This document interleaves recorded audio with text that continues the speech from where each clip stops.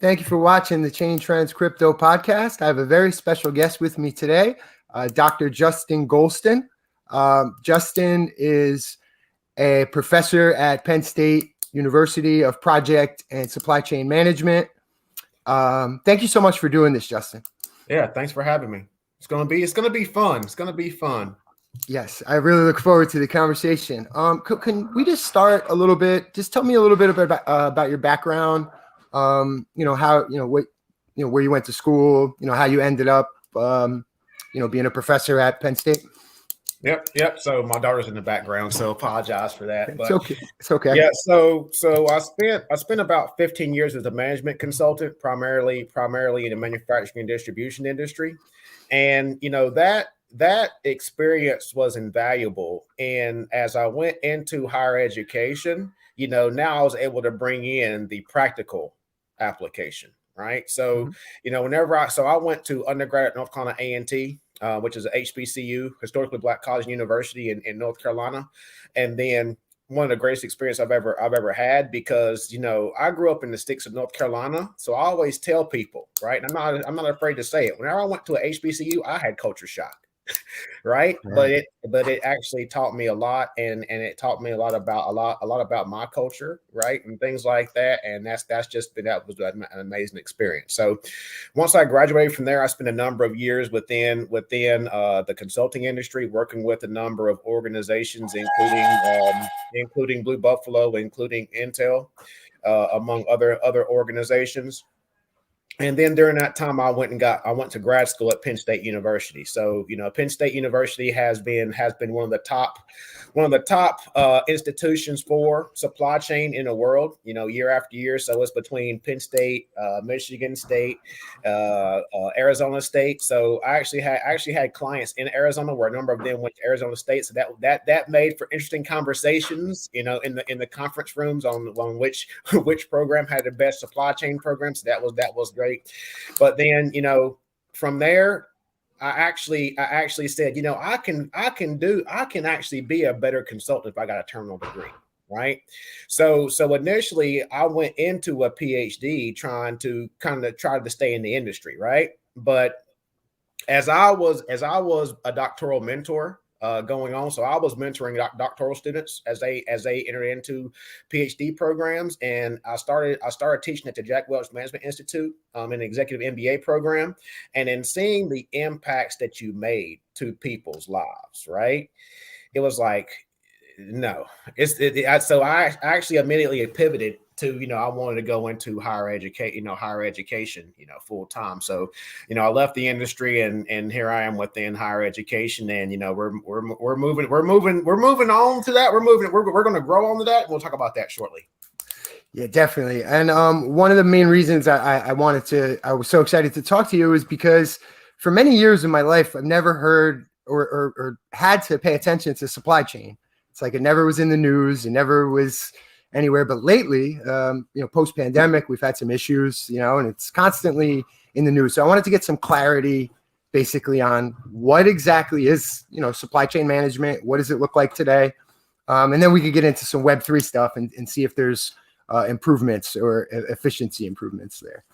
Yeah. So the one thing I always explain to people, so we actually just started this semester last week, and I got on my soapbox, and I just pretty much talked to stay the undergrad. I said whether you have an iPhone, whether you have an Android phone, I said once those organizations think of rolling out a new version, if you will. Right. Let's say hypothetically, Apple rolls out. I don't even know which one is on. Let's say the iPhone 20. Right. And Apple says, we're going to put 25 cameras on the back of that iPhone, right? So Apple has to figure out where they're going to source all those cameras from. Who are they going to purchase those cameras from? Anywhere in the world, right? So once they identify where they're going to purchase those cameras from, they're actually going to have to figure out how to get those cameras to the manufacturing facility, right? And Apple actually manufactures in China. They actually subcontract, so they hire someone else to manufacture the iPhones, right? So in addition to that, just the cameras are just one part that has to go to that manufacturing facility. So there's actually thousands of parts that go into that iPhone or that Samsung phone, so you have to have that coordination to get all of those parts to that facility. Then you have to understand how many people do I need to make the iPhones, right? Then you have to understand how many iPhones do I need to make. So all that, and I'm making that very high level. So all those things go into supply chain management. So once you identify how many phones you have to make, once you identify how many people you need, and once those people actually make those phones, then those phones begin to stack up in your manufacturing facility. So then the manufacturer says, where the heck are we going to put all these iPhones? So then they have to find a distribution center or a warehouse, whether it be in China, whether it be in other parts of the world. So as these iPhones are sitting in these distribution centers and these warehouses, then the Samsung CEO, the Apple CEO walks onto the stage and says, look at this amazing phone we have, right? And once they start building up that buzz, then the people start lining up at the retail stores, at the Apple stores, at the T-Mobile stores, and then now Apple has to figure out, okay, how are we gonna get all these phones from China over to the stores in the US, in Europe, in Australia, right? So that's where logistics comes in, which is a big problem we're having right now. Right. So that is kind of supply chain management in a nutshell. But the thing I always explain to people, that's perfect scenario. Right. That's perfect scenario, right? Introduce COVID, introduce the Great Resignation, like we're having right now. Introduce the Suez Canal debacle we had last year. Right. Like I told my students last week, those examples made me a lot of money in the industry because there's never a dull moment in the supply chain industry. And I know here in Maryland, I walk into the gas stations and I look in the refrigerators and I'm like, where's all the stuff at? Right. Because it's a supply chain disruption going on. One, they can't find drivers because America's printing money, and two, you have other things such as this locked in containers in the ports, when you can't get products. There's a number of different things that are going on from a supply chain perspective. So as a matter of fact, I just was on a episode, well, actually 2 episodes on the Discovery Channel called Out of Stock Supply Chain, the Supply Chain Crisis. You can actually check that out on Discovery Plus, just a little small plug there. So that's one thing a lot of people are trying to figure out what's going on from a supply chain perspective. Right. Now, as you were describing that, it hit me. It was like there's and all the different departments that you're talking about that somebody would have to provide. So you're talking about manufacturing, you're talking about a marketing department, right? And all these places have to make assumptions based on data, right? So the data must be accurate as well, right? Mm-hmm. So yeah, data is gold in supply chain. Data is gold in social media. Data is gold in everything that we do. Wow, yeah, that's wild. So in your opinion, does blockchain or Web3 make it? Is it a use case in supply chain management? Does it make it more efficient in any way? Like what do you see from let's call it a traditional standpoint? Yeah. So this is one thing. This is one thing I've been talking a lot about for about 1.5 years now. So, I did 5 TEDx talks on blockchain in 2019, and whenever people in the industry thought I was crazy, but supply chain is up there in terms of industry use cases. One thing that's important about the 3 things that are important in supply chain management is visibility, collaboration, and communication. Blockchain provides that visibility, right? It provides that transparency, if you will, of the authenticity of products. So we've seen Tiffany, we've seen some of those luxury manufacturers put those products on the blockchain to ensure the validity and authenticity of those items, right? Another thing is, we're doing it. There's a lot of organizations. That are actually doing what we call farm to fork. So they're tracking the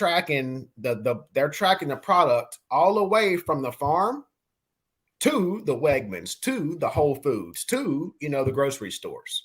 And those people that need that transparency, especially the Gen Zs and millennials, they want that. And one thing I explain to a lot of people is that if your competitors are going to do it, your customers are going to say, why are you not doing it?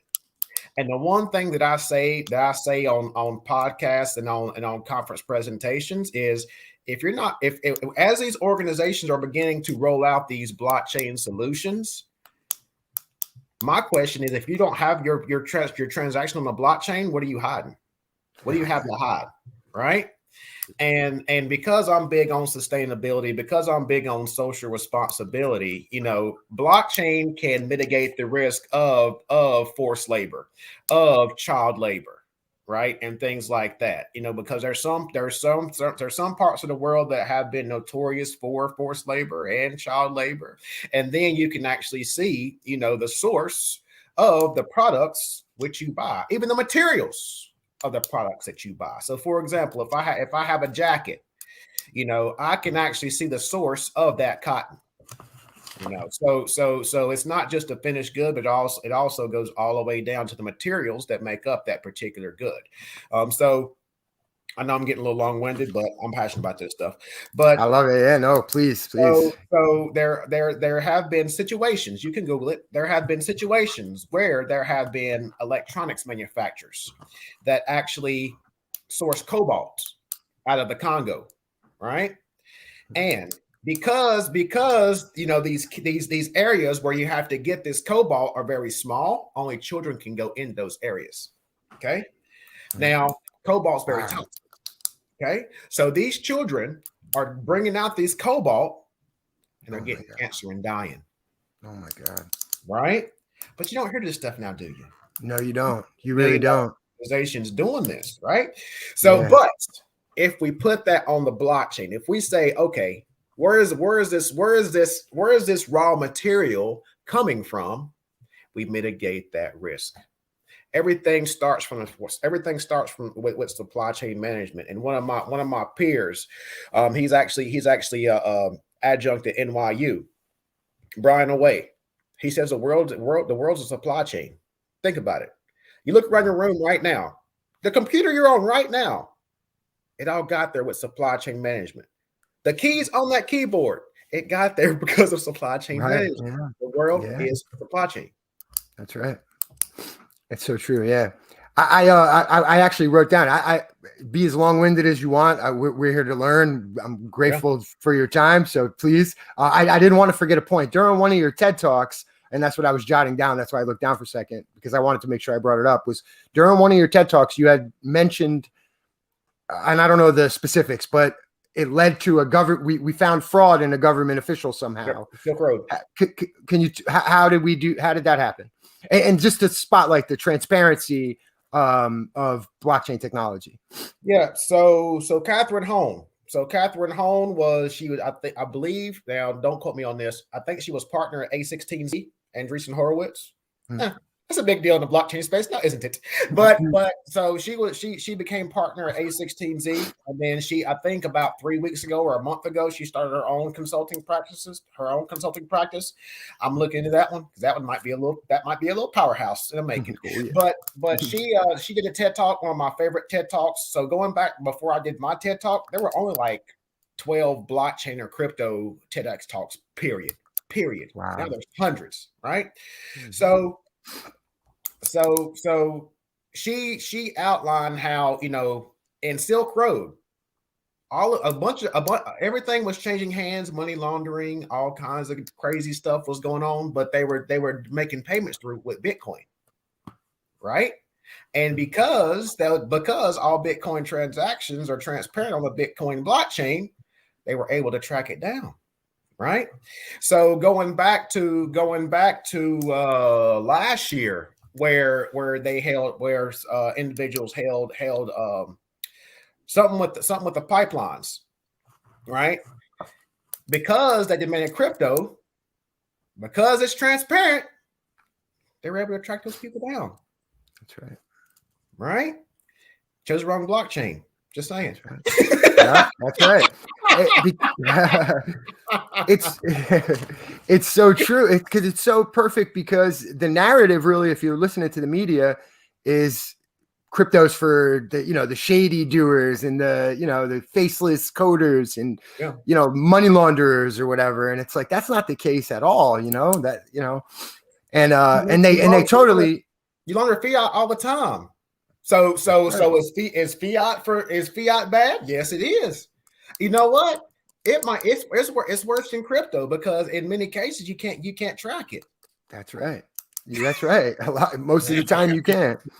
But they, and then like you said, they don't report on things like that. Like that Cobalt story, that I never heard anything like that before. That's terrible. That's so sad, and it's, we could do better, and hopefully that blockchain transparency will make us do better or make those responsible for things like that do better, But so let me ask you a question. Why do all those things happen? My belief at some point it's connected to money, and the incentives just aren't aligned, and I feel like crypto, specifically Bitcoin, with monetary policy at least, kind of align some of those incentives, Yeah, and the thing I always say is, because I do a lot of classes I teach a class on corporate social responsibility at Georgetown University, and one thing I tell people all the time, I say, if you take the money aspect out of it, if you take the monetary aspect out of business, people will be human. People will act human, right? And I think that, and again, maybe I'm naive, but with crypto, with blockchain, we can democratize a lot of these things, right? We've seen it with Axie Infinity. We've seen it with Axie Infinity, how crypto has helped so many people in the Philippines. Right. Crypto has saved people's lives in the Philippines.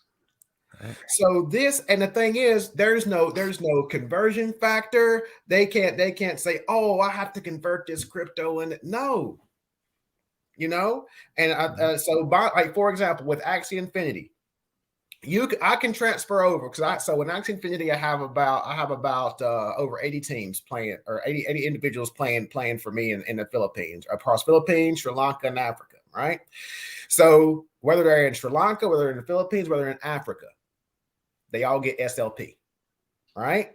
Mm-hmm. They can shoot it over to Binance. They can convert it over to their native currency. No transaction fees. Done. Wow. Perfect. Can you do that with US dollars in a Filipino currency? No. Nope. No. Right. Wow. What would those conversion rates be too if you even could do it? Right. Exactly. So yes, I know the price of SLP is not as high as it was, but you know what? It's still making a difference. Still making a difference.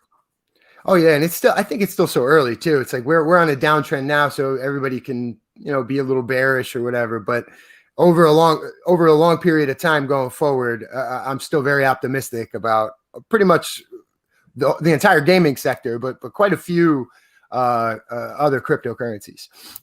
Yeah, so I'm looking. So how much did Microsoft buy Activision for today? Yeah, they bought with the Activision Blizzard, right? Like almost 80 billion or 65 billion or something like that. Yes, 68.7. Wow. Well, I got 68.7 billion, 69. Yeah, 69 billion. Let's round it up. Wow. Yeah. Wow. To take a bet on the metaverse and gaming. Yeah. Yeah. Probably nothing. Oh, I have tomorrow I get to talk to John Radoff. I saw you guys were doing something together. Yes, I love John Radoff. He's a metaverse OG. Yeah. I'm gonna get to talk to him tomorrow. I saw you guys were doing something together, or doing something, a post together or something. What was that? So I'm doing a research call. I'm doing a kind of a special. I'm doing it primarily on LinkedIn because a lot of people are asking me questions on LinkedIn about the metaverse. So I'm doing a kind of a daily segment called a Metaverse Guild. But John Radoff did an excellent story last year or 2 years ago of talking about careers in the metaverse. So for each of those job categories, I'm going through that right now, but then I'm going to take a deeper dive into each one of those categories. But I'm actually doing a peer-reviewed journal article on the metaverse. So going back into higher education, whenever we talk about blockchain, when we talk about crypto, it's a lot of theory in place, right? Mm-hmm. There's not many case studies on crypto, on blockchain, on the metaverse, right? This is going to be one of the first case studies on the metaverse. So I've actually found that when I was doing my research, doing my literature review for that article. So I sent over to John on Twitter, what I was doing, and John was like, "As long as you cite me, you can pull anything you want to." I said, "My man." I said, "I love this guy," because some people get, you know how that goes, but. Right. Yeah. So that's what I did, and when people like that in this space are that giving, in terms of information, I'm always going to give them their roses, right? Right. When they can still smell them. Yeah. Yeah. So speaking of like metaverse and higher learning, higher education, can you tell me about Sydtek? You have is this your project, or how are you involved with the project exactly? Yeah. So Sydtek was initially going to be a project where we were going to. So we're very active in the Polkadot ecosystem, and initially we were going to create a kind of a incubator for substrate developers, right? Mm-hmm. So. And speaking with individuals, so I spoke with Rutao Su. Rutao Su is one of the co-founders of Akala. And then I spoke with Ray Lu. Ray Lu is one of the co-founders of BitCountry, both within the Polkadot ecosystem. And, they said, look, we can't find enough developers for our projects. That's only 2 projects out of the whole entire ecosystem. They can't find people. And they were one of the first, 5 or 6 within the ecosystem. So as that ecosystem grows, and Ethereum is having the same problem. They're having the same exact problem, So backing up just a little bit, I had a person reach out to me to say, Justin, because I teach in a graduate program, blockchain developer. I mean, a blockchain master's in blockchain class at the University of Cumberland as well. And they reached out to me and said, Justin, you know any blockchain developer, any Solidity developers? I said, yeah, I know them. You can't afford them. He says, I know. He says, we have a job posting out for $250,000. We still can't find anybody. Because everybody's making their money on these NFT projects, right? But going back to my story with Polkadot, initially we're going to develop an area for substrate developers, but then in speaking with other people, there's going to be a need for AI developers, for Web3 developers, Web3 front-end developers, and things like that. And then that's where it kind of exploded to say, you know what, we're going to create a university in the metaverse. So that's where Sydtek University came in, and so I'm a large holder of land within BitCountry. So we're actually going to build the full-blown we're going to build a full-blown university. It's not like a joke you'll hear on IG where you'll have like some certification classes. No, it's a full-blown university where we're going to, because I've been speaking with professors from Stanford, from Princeton, from Michigan State. And I'll tell them the idea. And I said, look, I know how much senior professors get paid. I said, just double that. I said, at Sydtek University, you can still it's going to be like an adjunct role. It's going to be like an adjunct role, right? Every single person says, when's this going to be ready? Right. Well, that's what I'm thinking. I'm like, I'm going to enroll. Like, I want to go. because the thing is, you're going to get the top tier education from professors, but you're also going to have co-founders coming in talking about their project, because this place is where they're going to be able to find the project managers, the developers, the metaverse builders within one place. Right. And then what's more powerful is that in most cases, we're looking to democratize education. In most cases, the students don't pay nothing. Students don't pay nothing, right?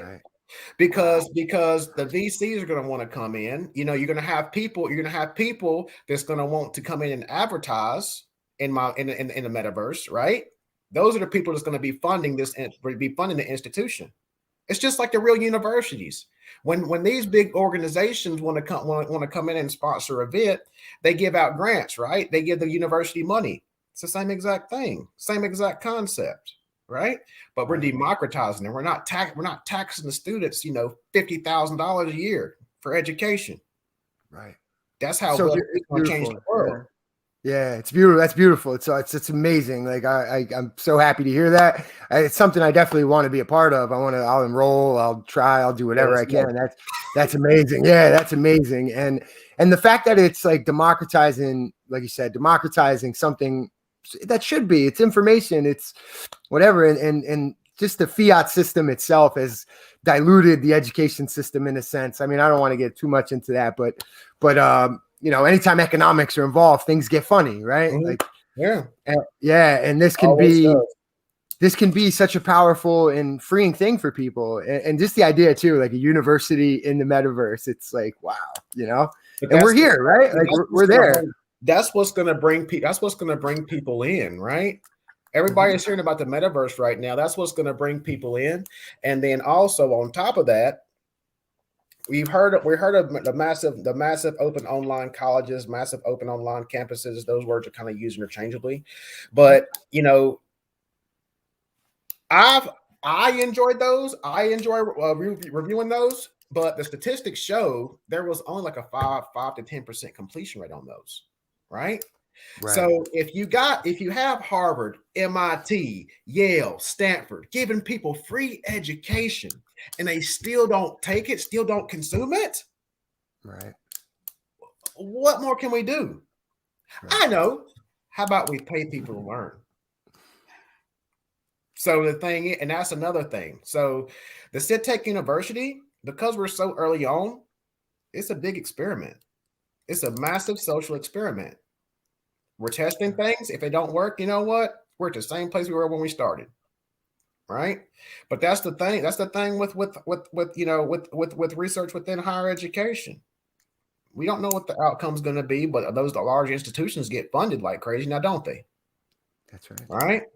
But now we're going to leverage blockchain. We're going to leverage crypto to fund it, right? Because you're going to want people that's going to invest. Because also on top of that, the way Bitcoin's model is, if you have a metaverse with enough people, you can issue a proposal to the community, and you can create your own token. So if the Sydtek token gets accepted, now we have our own currency. Now the people can actually get paid. Now the professors can get paid in that token, whatever that token is going to be called. Now the students are going to earn that token by learning, by like completing a class, completing a certification, contributing to the community. Right? Right. You create your own community. That's what we're seeing with the NFT space right now. That's what we're seeing with Dogecoin and Shiba Inu. I'm not a big fan, but that's how those tokens became popular. The community, right? So why don't we create it for good? Yes, you're gonna have people that want to make money. Yeah, you're gonna make your money. You're gonna make your money. Yeah, you are. But the thing is, the more important thing to me is that knowledge. That knowledge, because now you can make money, you gain knowledge, and with that knowledge, you start your own company to make more money. Right. Yes. Yes. Yeah, and that's the man. It's so true. It's like I'm personal, like in my own personal experience. It's like the quality of information that you have access to is the difference between dreams and nightmares. You know what I mean? It's getting people quality information, correct information, and it's just so important. And it's something that I've always felt so powerful about in Web3. And some people used to look at me like I was crazy. Like, what do you mean? How is crypto going to save the world? And these are the ideas that attracted me from the beginning. So it's so nice to see. But there's so much of a cash grab going on with the ICO craze, cash grab, NFT craze. In some cases, cash grab, metaverse. In some cases, cash grab. So this stuff has to die down. We have to get a shakeout. And then the true use cases are going to make a difference. Will begin to be built. Right. And this will be right around the time we get regulation as well, which will be, there'll be clarity. And I'm with you on that 100%. Yeah. Yeah. So what, and also you mentioned Polkadot a few times. I love that project. I've been a holder for a while. I talk about that on my channel a lot. Polkadot founders. Yeah, I love that. I love that project and the ecosystem. You talked about Bifrost. You said you're a landholder, which brings me to my next question. Could you tell me about the Guild DAO? Just tell me about that stuff. And also, how do people, if I'm watching this and I don't really know, but I want to contribute to a DAO, what's like some steps that somebody could take to get in? Yeah. All right. So yeah, to address the Guild DAO. So no one Ray understanding. So how, being in conversation with Ray Lou early on with BitCountry. So Ray Lou's the founder of BitCountry. He explained to me, where you have to actually mine bit. So the bit is going to be the in-game currency in metaverse currency, I should say, for BitCountry. So in order to actually build in BitCountry, you have to mine bit. Right. So he says, because of the amount of land that you're going to hold, you're going to have a lot of people. He said, have you heard of Yield Games? I said, yeah. He's like, you're going to have to look into something like Guild. So given that Axie was growing at the rate it was during the time of this conversation, I began to bring in people from Sri Lanka, from the Philippines, from Africa to begin to play with me on Axie Infinity. So moving forward, we've made investments in other games such as Alluvium. Can't wait for that one. Phantom Galaxies. Phantom Galaxies is going to be a good match. I have a closed beta out right now. This is absolutely amazing, among other games. So in addition to BitCountry, in addition to Alluvium, in addition to Axie Infinity, we're going to have this play to earn gaming model, where we're also going to have a governance token where you as a token holder will be able to make proposals on the future of this DAO, as well as the future of additional games that we can invest in. So yes, Yield Guild is based in the Philippines, but our focus is going to be on the Caribbean, Africa, and India. Right, because those are areas that are emerging economies. I refer to them as emerging economies. I do not like the other term, so I refer to them as emerging economies. And I think that from an opportunity perspective, a lot that those are areas that are overlooked. So those are the areas that we're going to be focused on. Okay, so in addition to that, going back to your other question of DAOs. If you want to be a part of a DAO, there are some DAOs that are on Twitter. But again, do your own research. There's a lot of scammers out there on Twitter. But if you want to be a part of a DAO and you're passionate about something, start building a community, create your own DAO. I like it. That's the beauty of Web3. You create this thing. Right. And that's so I brought in a graduate student from McGill to help close out my peer reviewed journal article on BitCountry. And I was like, look, my man Jordy, shout out to Jordy if you're listening. I say, look, Jordy, I said, we're writing history books, my friend. He was like, what do you think of weights? Because he was doing a section on the Omniverse. So NVIDIA has some amazing information out there on the Omniverse and the work they're doing out there. He was like, "What do you think about?" I was like, "Jordy, there's no academic research on the Omniverse right now. They just started talking about this 2 months ago." I said, "What do you envision it being?" I said, "That's what you include. You're writing history, my friend. Every single person listening to this, you're writing history. If you have an idea with something, move it forward, because now you don't need permission. Now you don't need money from investors and things like that. You build a community, you do an NFT drop, and you start your DAO. That's how a lot of these DAOs started. They built up. What did the Bored Apes do? The Bored Apes did talk on NFT drop, and now they have it's not an official DAO, but it's a DAOs. Right. Yeah. So the biggest thing, I mean, you have to do your research, and this is one thing I tell people. I have a terminal degree, But as soon as I get off this call right now, as soon as I get off I got class at 9 o'clock tonight. But as soon as I get done with my class and I'm doing my stuff and doing my wrap up, I got my TV on right here. I got about 5 videos I got to watch that posted today. People sent me, right? People send me that. See, that's another powerful thing with the DAOs. You're not on your own in terms of research, right? I'm a part of like 3 DAOs where these people have made so much money on NFTs. All they do is research NFTs all day and drops. So they'll send them over to me, and I'll say, okay, send me over to YouTube, do YouTube stuff. Send me over this, send me over that, and they'll send it. And then I'll do my research, and then I'm kind of like the validation. I'm like, yeah, this looks good. Let's move forward with this. Right. You know, so it's all about the community. So you start off with the community, and then you kind of refine it with people that you relate to, that you find can provide value, and that's how your DAO gets built. Your initial DAO gets built. So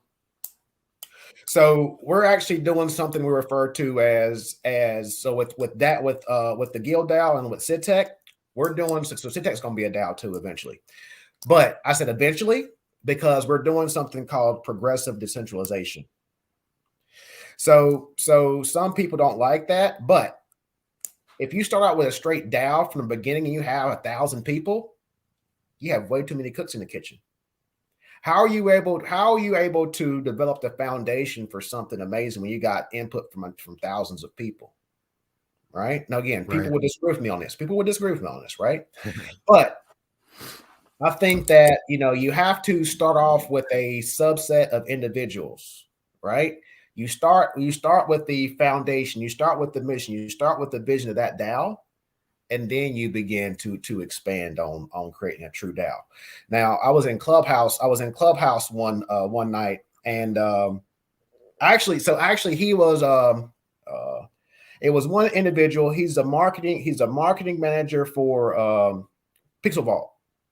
So Pixel Vault, who did the drop with Adidas and Bored Apes, and they're the creators of Punk Comics, and he made a great statement where he says, in the current state, DAOs are dues, decentralized organizations. There's nothing autonomous about them, right? To have a true decentralized autonomous organization, you have the code is law. So someone puts in a proposal, right? And it's locked in, so I can actually do it. I think I can do it in Gnosis. Could be wrong, but I gotta double check. But I put in a proposal. Everyone as a token holder can vote. Me as a founder, I have no control over that. Right? So now there are risks to that. There are risks to that because now you can have hostile takeovers. Now you can have people to pretty much buy up all the tokens and vote out the larger token holders, right? Game the system, kind of bait people to sell their tokens. Now they control all the tokens. Now they change the whole entire trajectory of DAO. Right. They can change everything. Right. So we're actually be on the lookout for that. Hostile takeovers and kind of people trying to take over with 51% attacks and 51% attacks and things like that. So that's something I think you're actually going to start seeing. You're actually going to start seeing that. That's what I was wondering. Yeah, we haven't seen a proof of stake network. I don't believe 51% attack, but I can almost guarantee we will.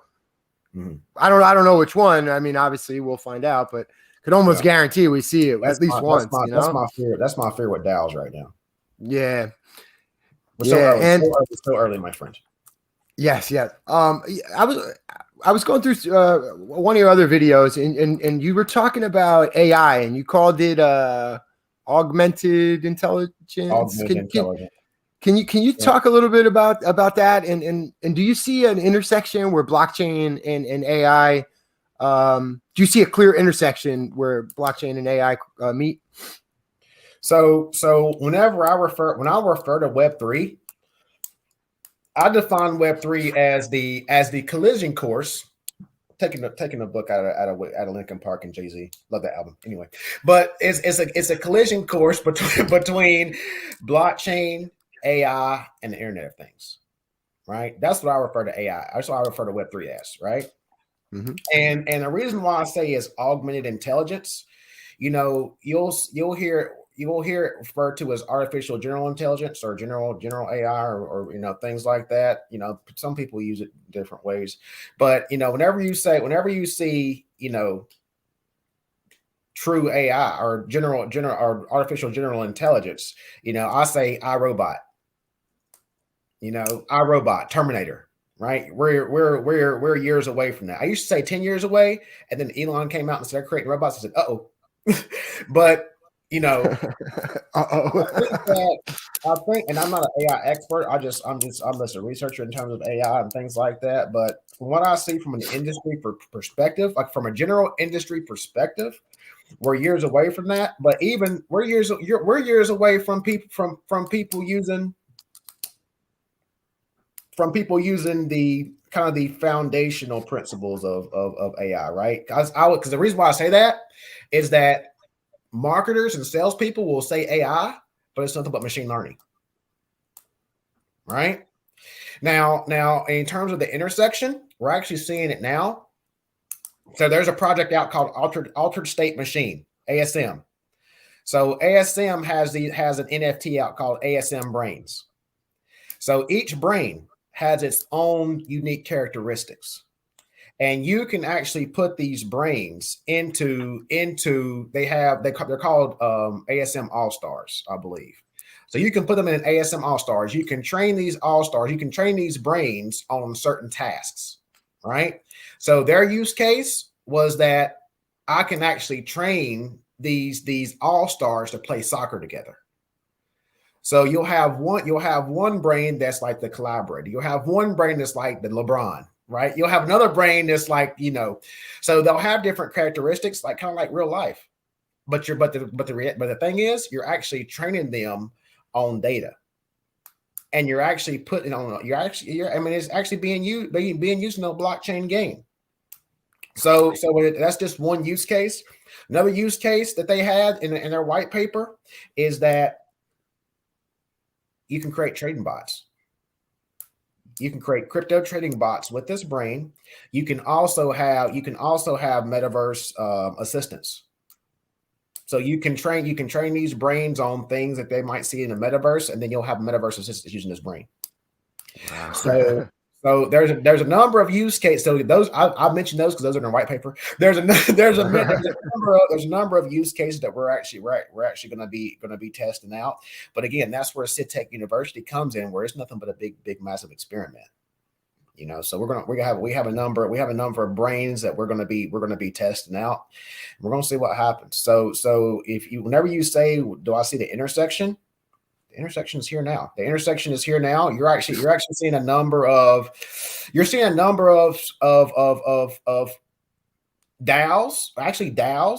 leveraging machine learning, leveraging artificial intelligence tools to pretty much identify initiate floor sweeps on OpenSea and things like that. There's a bunch of them out there like that.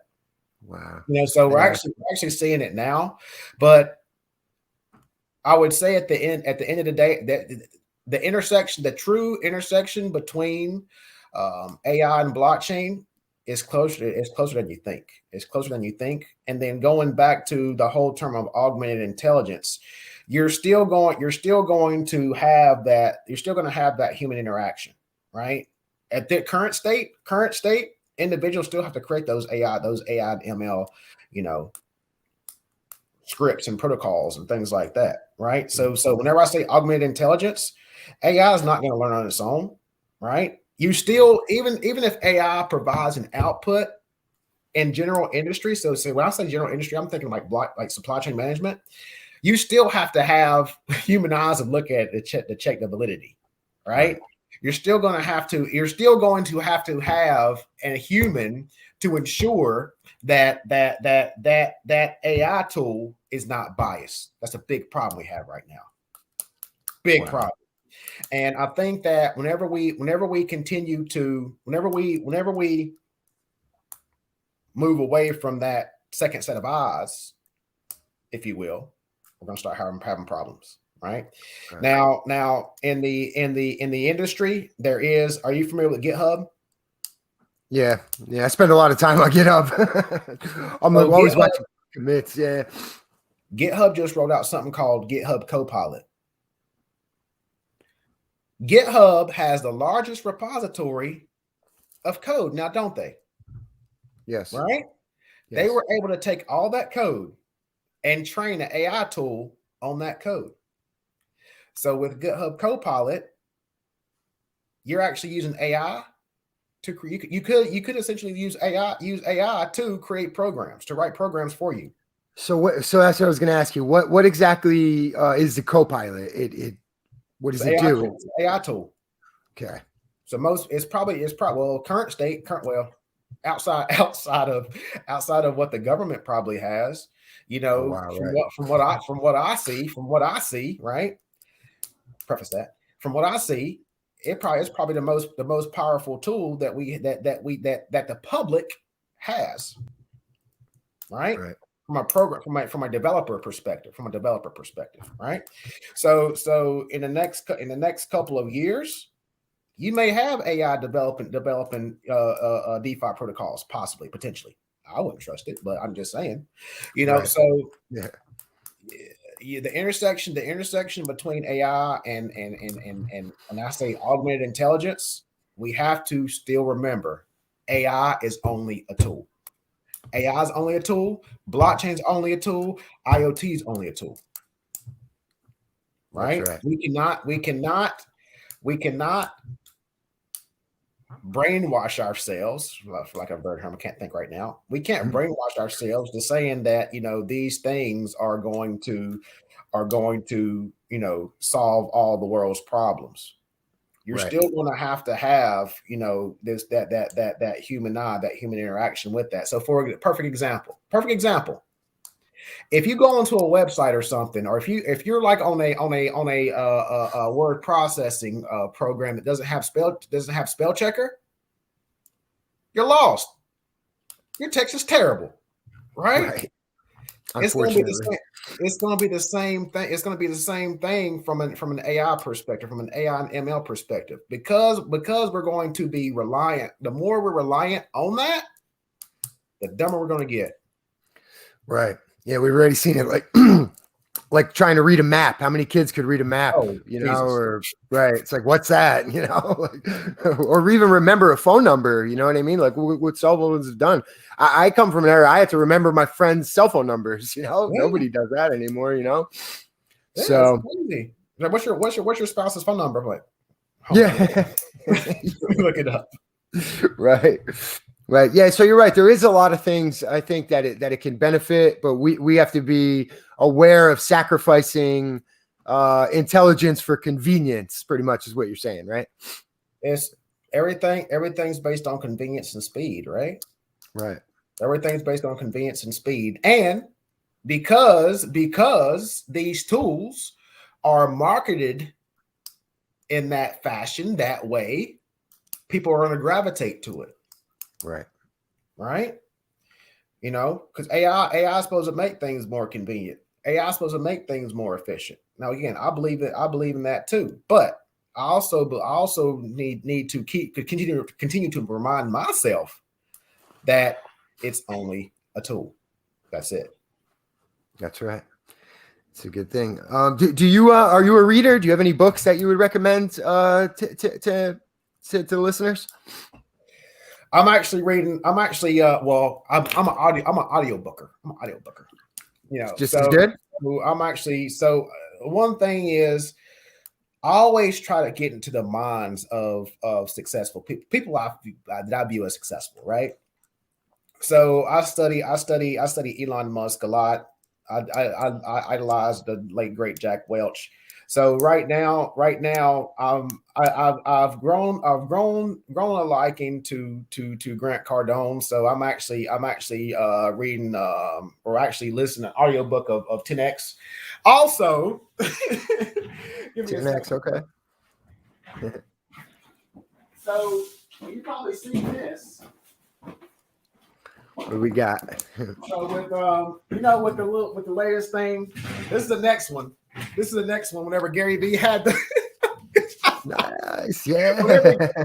Gary Vee said, if you buy my new book, there's gonna be a surprise. I got like 24 books sitting over here. Right. I'm gonna give away. I'm gonna take about 10 of them to campus tomorrow and give them to some of my students. Yeah, Gary Vee's great. Yeah, he's Gary, great. I love Gary Vee. I love Gary Vee. I'm a big fan. Again, some people don't like Grant Cardone, but I like Grant Cardone. So those are two guys that I actually research a lot. But Gary Vee, that's like you'll have your list of people that you would want to meet. Yeah, Gary Vee's one of them. Yeah, definitely. Gary Vee. Yeah, Gary Vee is. I love his garage sale videos and all his like inspiring stuff. He's actually the reason I even started this podcast. To be honest with you, really? He said something like he had tweeted something out like just start and learn as you go. Mm-hmm. And he said you'll never start if you wait till you know. It's like or whatever, something like that. And he was right. Like I would have never started. I didn't know how to do anything. I didn't know how to do anything. So I just started and I learned everything on the fly about 2 years ago. It's crazy. It's an excellent podcast. And the thing is, I mean, you're like a I don't know the majority of the number of podcasts are out there, but I mean I'm pretty sure you're like a 3%er, right? Well, hey, you're a 1%er in terms of the population doing podcasts. You know what I'm saying? Look at it that way. Yeah. And the thing I tell people is, before I started doing those TEDx talks, I was a terrible speaker. I was horrible, right? But with that, I was like, okay, I gotta get this speaking thing down because I'm not gonna be on stage embarrassing myself, right? Right. Yeah. So you have to refine your craft, right? And you have to keep doing it over and over and over and over and over again. And one thing I found is everybody's not built like you. Everybody's not built like me, right? It takes a certain work ethic. It takes a certain mindset to do a podcast, right? It takes a lot of planning. You have to coordinate. You have to, if people want to like my podcast, I don't care. Right. Yeah. Do you understand how many people told me I wasn't going to do you? Oh, you're not going to do it. You can't do a TED Talk. Nobody's going to accept you into a PhD program. All right. See, I'm gonna say on this pod. And whenever people do those things, I'm spiteful. So I'm gonna prove you wrong. Right. Yeah. Right. I say, why you like that? I say, you know what?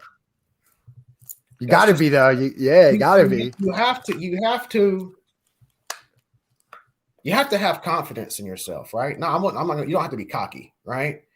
I always tell everybody, I ain't nobody. I'm a country boy from North Carolina. I ain't nobody special. I say people's told me I can't do. I just smile, nod, keep my head down, and keep grinding. That's right. That's great advice. That's all you can do, right? Because if you fail, you're in the same doggone position when you started. Right. Yeah. Nothing you have to lose. Nothing. Right. Nothing at all. Yeah. Yeah. No. That's my story. Yeah. That was great, man. But before we go, what are a couple of your favorite last question? What are a couple of your favorite crypto projects? Like what are some of the ideas or projects you follow, like, admire? We talked about a little bit about Polkadot, but is there anything else out there that you like or that you're involved with? I'm big on so just full disclosure, I'm a part of the Board Ape Yacht Club, part of the Better Cat gang, and those and a World of Women is another one I like. Right, so I'm doing a lot of research on female-led projects right now because those are going to be. What was that? What was the name of the project? World of Women. So and then there's another one called Boss Beauties. That's another female-led project. So I think female-led projects they need to get more notoriety. There needs to be more people talking about them, right? And people don't need to talk about them just because it's the right thing to do. People need to talk about them because it's a great community and the art's pretty doggone good. I'm gonna slip that. But you have to understand the community. Like I said, I'm biased on the Polkadot ecosystem. I'm biased on Bit Country, but the reason why I went to the Polkadot ecosystem is they don't give a crap where you come from. They don't give a crap what your race is. They don't give a crap what gender you are. They say, if you're interested in Polkadot, you can contribute. Let's go. Let's roll. Yeah. Right. And what I explain to people is that I come from the industry. I have never, ever, ever seen a community like that. Never. Right. Now you'll see some NFT projects that are like that. I say the majority aren't. The majority are just there for the cash grab, for a cash grab. Right. Now, before I invest large sums of money in these projects, I talk to the founders. Right now, because of my position, I'm able to do that. I was in a clubhouse room with Kieran Warwick 2 weeks ago. Oh, Kieran Warwick was on this podcast like a month ago. Oh man, he's amazing. He's great. He's awesome. I love him. Yeah, really amazing. So he's such a good guy. Yeah. So I mean, like that, those projects, and Kieran's very straight to the point. That's why I like him like that. You know, he's kind of like a Grant Cardone type. You know, so I think that it all comes down to the project. It all comes down to the team, right? Community, yes, but the project, the team are most important to me, you know, and then, you know, then I can look into the team, but I want to look into people, because the first question I asked Ray, I said, what's your why? And once he explained it to me, I said, this is it. Right. And then there's another one. So I just got named to the advisory board for MetaDojo, METADOJO, metadojo.io. So they're actually creating a product agnostic building for the metaverse. So for example, the problem buildings, plural. So the problem that we're having in the metaverse right now is people are buying all this land, one, to flip, right? Or two, you know, just to sit on, because they think it's going to appreciate, right? So the result of that is that we're going to have a lot of metaverses that are empty, right? So for a small monetary fee, is while you're sitting on these lands, why don't you just drop $100-200 and put a building on it? Put your NFTs up on it. Right. So that's what MetaDojo. MetaDojo is a turnkey solution. This is not a shield. I'm just telling you about the project. Yeah. Totally cool. Yeah. So it's a turnkey solution where you can actually mint a building and actually put a building on the land that you own, you know, while you decide what to do with it.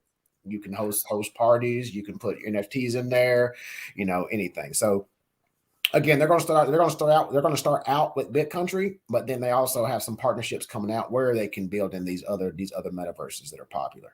So that's a project that I'm very interested in, because so I'll shut up after this. The projects I'm very interested in is the people that bring the tools to the Gold Rush, the people that bring the shovels to the Gold Rush, because the product agnostic tools and shovels to the Gold Rush, because we don't know which one of these projects are going to survive. Right. Some of them are going to fail. So if you provide the tools, regardless of who fails, and you're still in there, you're going to press on, my friends. That's right. That's fantastic advice, and right, it makes sense, right? During the Gold Rush, invest in picks and the shovels, right? Yep. So yeah. Yep. And that's the thing I tell people. If you were to go early on, if you forget investing, if you create the tools, the picks, and the shovels, the crypto market's your casino. I'm on drop the mic on that one, my friends. Yeah, that was great. That's so perfectly said. Do you got anything that you want to plug before we finish?